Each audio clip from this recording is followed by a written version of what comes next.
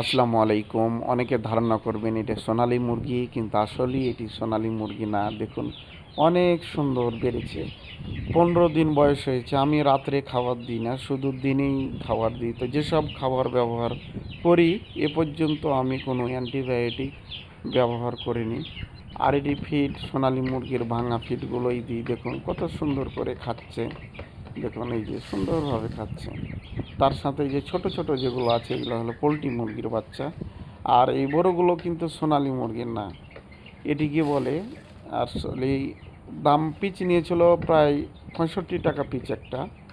এটি হলো colour bird. দেখুন কত সুন্দর, কিন্তু আরও যত্ন নিলে অনেক সুন্দর দেখাতো।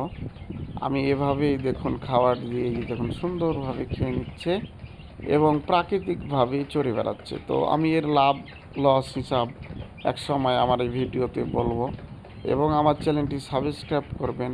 আমি নতুন নতুন ভিডিও তৈরি করে থাকি গরু, ছাগল এবং বিভিন্ন ধরনের চিকিৎসার।